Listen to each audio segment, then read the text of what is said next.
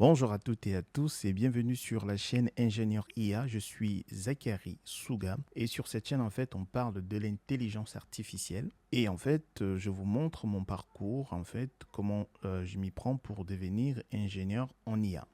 Donc je vais un tout petit peu agrandir pour que vous puissiez lire. Donc pour le moment, donc sur la chaîne en fait vous avez une playlist sur Python. Donc on va apprendre le langage Python. J'agrandis à nouveau. Donc, le parcours, c'est on fait du Python. Et après, on va voir tout ce qui est Git, GitHub. Donc, simplement, c'est un système de contrôle de version. On va voir également les structures de données et les algorithmes, du SQL, le langage SQL, des mathématiques incontournables en intelligence artificielle. On va voir comment préparer et visualiser les données. Donc, la préparation des données se fait avec Panda et Matplotlib. Et pour la visualisation, c'est avec... la préparation se fait avec Panda et NumPy et la visualisation se fait avec Matplotlib. Pour du machine learning, on va utiliser principalement du scikit-learn et pour du deep learning, on va utiliser PyTorch. Alors, pour mettre à disposition nos modèles, pour que d'autres personnes puissent interagir avec ces modèles-là, on va étudier en fait l'un de ces frameworks-là. Donc, on a soit Streamlit ou Flask ou Django. Par la suite, pour empaqueter tout ça, on va utiliser Docker. Et à partir de là, on va commencer à postuler pour des postes juniors ingénieurs en intelligence artificielle. Si c'est quelque chose qui vous intéresse, vous vous abonnez et on fait le parcours ensemble. Salut à tous, dans cette vidéo, nous allons parler des chaînes formatées. En anglais, ça s'appelle Formatted String. Très bien. Alors, c'est quoi? Une chaîne formatée en Python est aussi appelée f-string. C'est une façon d'insérer facilement des variables ou des expressions directement dans une chaîne de caractères. Introduite dans la version Python 3.6, les f-strings sont précédés de la lettre F ou F minuscule ou F majuscule et permettent d'inclure des expressions entre les accolades dans une chaîne de caractères qui seront évaluées au moment de l'exécution. Donc, ce que nous avons vu jusqu'à présent, c'est que si on a une variable nom, on va dire Paul, et on a une variable âge, on va dire 30.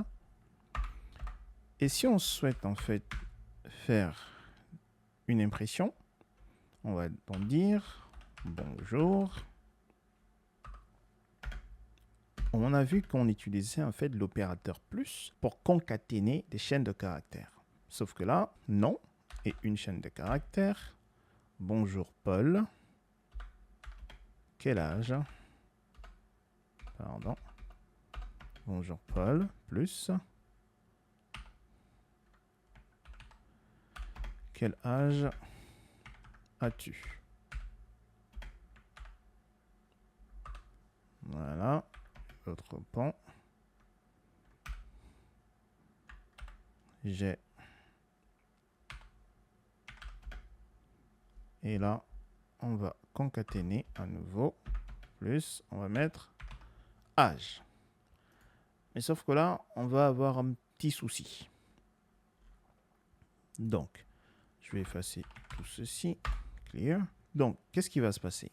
Si on exécute, on va avoir l'erreur. Il va dire can only concatenate strings. Très bien. Donc, le souci, c'est âge.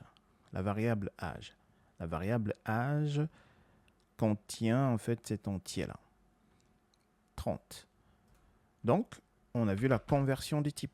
Donc ici, en fait, on va convertir la variable âge en entier en utilisant la fonction str.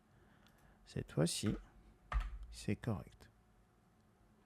Donc, ici, vous voyez que Paul et quel âge sont collés.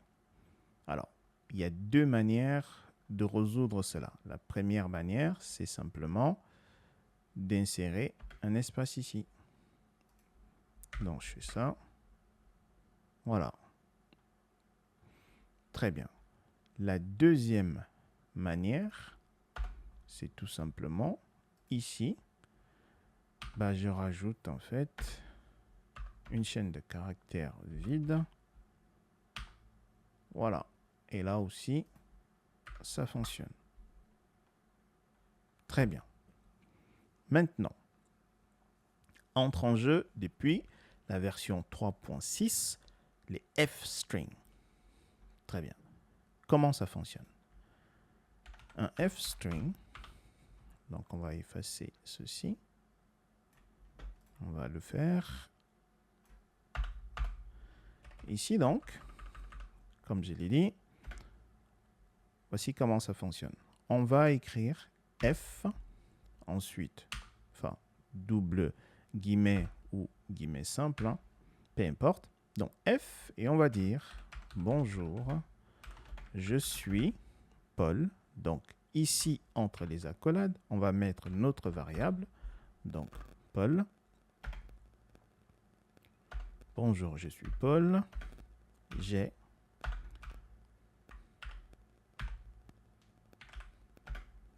29 ans. Donc, à nouveau, on va mettre notre variable âge entre les accolades S et c'est bon. Donc, bonjour, je suis Paul, virgule, et j'ai 29 ans. Si on exécute, ça fonctionne parfaitement. Voici donc comment est-ce qu'on utilise les f-strings. Je vous ai dit qu'en fait, on pouvait utiliser petit f ou grand F. C'est exactement la même chose. Ça ne change strictement rien. Mais par convention, en fait, dans le monde professionnel, c'est rare de voir des développeurs Python qui utilisent de grands F pour les f-strings. C'est généralement petit f. Mais si vous utilisez le grand F, ça n'a aucun incident. Très bien. Donc, voici comment est-ce qu'on utilise les f-strings. Je trouve cela assez facile. Maintenant, comme je l'ai dit, en fait, les f-strings ont été introduits, enfin, le f-string a été introduit dans la version de Python 3.6. Mais qu'est-ce qui se passait avant qu'est-ce qui se passait avant la version 3.6? Avant la version 3.6, on formatait en fait nos chaînes de caractères en utilisant la fonction format. Donc, du coup, on pouvait dire format non âge. Ce que je fais là, c'est faux. Hein. Je vais vous montrer pourquoi c'est faux. Je vais expliquer pourquoi c'est faux. La fonction format, elle n'est pas fausse, mais c'est ce que je viens de faire là. Je vous explique. Si on exécute ici, on aura une erreur. Déjà, j'enlève le F et je vais vous expliquer c'est quoi l'erreur. C'est ce que généralement la plupart des gens font. Si j'exécute, il va me dire Object has no attribute format. Qu'est-ce qui se passe? Ici, en fait, ce que j'ai essayé de formater ici, c'est ça. C'est print quelque chose. Or, ce que moi j'essaye en fait de formater, c'est ma chaîne de caractères. Elle est là. Donc, la fonction format doit être mise ici. Donc, je vais le faire. Donc, c'est pas après la parenthèse fermante de la fonction print, c'est après. En fait, tout à l'heure, ici, j'essaye de formater une autre fonction. Ça n'a pas de sens. Donc, pour utiliser donc la fonction format, qui était utilisée avant la version 3.6 de Python, on fait ceci. Format. Elle est là. Je clique dessus. Et donc, je vais lui dire non, virgule, âge. Très bien. Et ici, c'est plutôt comme ça. Et regardez, si on exécute. Cette fois-ci, avec mes accolades, remarquez bien, les accolades sont vides. Il n'y a rien dedans. Les deux là.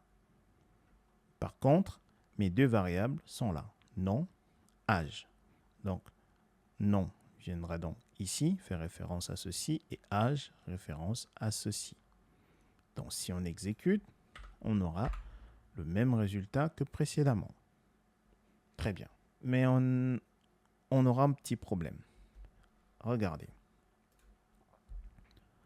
Si nous prenons la variable nom, et donc la chaîne de caractères Paul, regardez, P, en langage de programmation, en fait, les index d'une chaîne de caractères ou bien d'une liste, à titre d'exemple, commencent toujours par 0.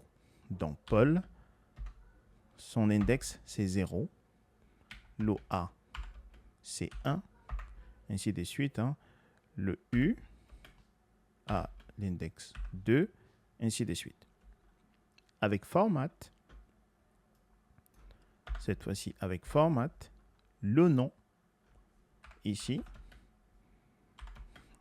est à la position 0. Âge, position 1. Très bien.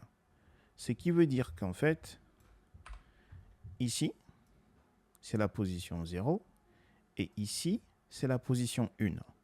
Je pense que vous voyez déjà le petit souci qu'on aura. Supposons que, au lieu de ça, je fais ceci.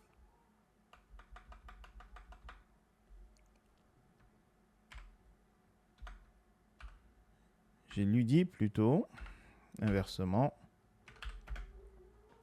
j'ai âge. Donc, j'ai 29 ans, virgule, et je m'appelle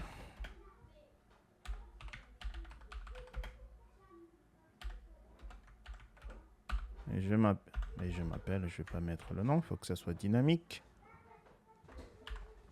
Et je m'appelle, donc je dois mettre, voilà, pour que ça soit correct. Très bien. Cette fois-ci, en fait, on n'aura pas d'erreur, mais ça n'a pas de sens. Pourquoi ça n'a pas de sens? Parce que le nom ici, comme je vous l'ai dit, est la position 0. Donc, ce qu'on est en train de dire ici, c'est j'ai Paul en, ça n'a pas de sens. Je vais vous le montrer. Regardez. Regardez. Strictement aucun sens. Donc, ici, on doit préciser en fait la position de nos variables. Le nom, dans cette chaîne de caractères, en fait, doit être à cette position. Donc ici, je dois lui dire non, c'est position 0, ici. Par contre, âge doit être là. Nom est toujours à la position 0, hein, donc je le précise ici. Âge, position 1, c'est ici. Et là, si j'exécute, c'est correct. J'ai 30 ans et je m'appelle Paul. Donc, comme je vous l'ai dit, hein, depuis la version 3.6, en fait, on ne se prend plus la tête. L'ensemble des programmeurs Python utilisent le f-string. C'est vraiment très très facile à utiliser. Très bien, voilà ce que je voulais partager avec vous dans cette vidéo. Dans la prochaine vidéo, ce qu'on va faire, c'est des exercices. Portez-vous bien et n'oubliez pas, pratiquez, pratiquez, pratiquez. Peace.